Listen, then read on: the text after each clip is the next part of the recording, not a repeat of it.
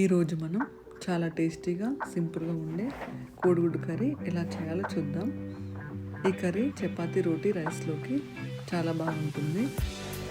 ముందుగా స్టవ్ మీద ఒక కడాయి పెట్టుకొని అందులో సరిపడా ఆయిల్ వేసుకోవాలి.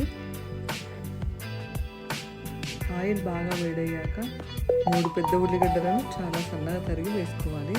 మీకు ఎంత వేడితే సన్నగా తరిగి వేసుకోండి. ఉల్లిపాయలు కొంచెం వేగిన తర్వాత కరివేపాకు, పచ్చిమిర్చి, టమాటా వేసి బాగా ఫ్రై చేసుకోవాలి. మూత పెట్టి 2 నిమిషాలు మగ్గనివ్వాలి. ఇప్పుడు టమాటా ముక్కలు పూర్తిగా గుజ్జులా అయ్యే వరకు ఉడికించాలి.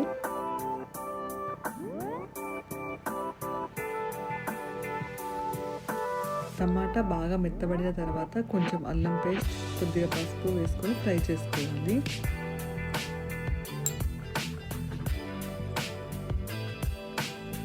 అల్లం పేస్ట్ పచ్చి వాసన పూర్తిగా పోయే వరకు ఫ్రై చేయాలి. అల్లం పేస్ట్ ఎంత బాగా ఫ్రై అయితే కర్రీ అంత రుచిగా ఉంటుంది.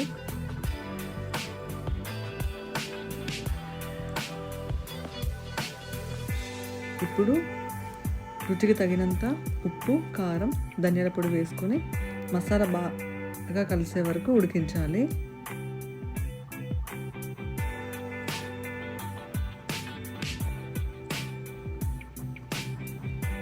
మూత పెట్టి నూనె పైకి తేలే వరకు మసాలా బాగా ఉడకనివ్వాలి.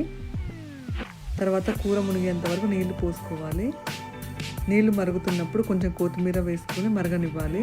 ఈ కొత్తిమీర మరిగి ఫ్లేవర్ కోడిగుడ్డుకు పట్టి చాలా టేస్టీగా ఉంటుంది. ఇప్పుడు మూత తీసి ఒక్కో కోడిగుడ్డు జాగ్రత్తగా కొట్టి కూరలో వేసుకోవాలి. కొంచెం ఒకదానికొకటి గ్యాప్ ఇవ్వాలి.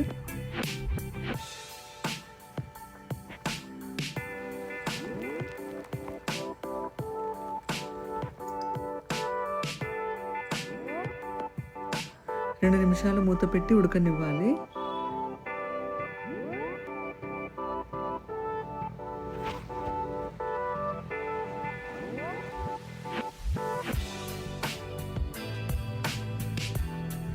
రెండు నిమిషాల తర్వాత మూత తీసి ఒక్కొక్కటి కూడా జాగ్రత్తగా తిప్పుకోవాలి.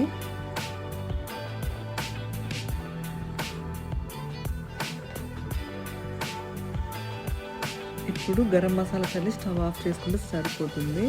కొంచెం తడి ఉన్నప్పుడే స్టవ్ ఆఫ్ చేసుకోండి. చాలా రుచికరమైన కోడిగుడ్డు కర్రీ రెడీ. ఇది ఒకసారి ట్రై చేయండి ఇంట్లో. చాలా బాగుంటుంది, చాలా టేస్టీగా ఉంటుంది. 10 నిమిషాల్లో అయిపోద్ది.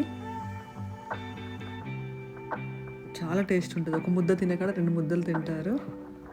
మీకు ఈ రెసిపీ నచ్చితే వీడియోకి లైక్ చేయండి, షేర్ చేయండి, మన ఛానల్ని సబ్స్క్రైబ్ చేయండి. Thank you for watching.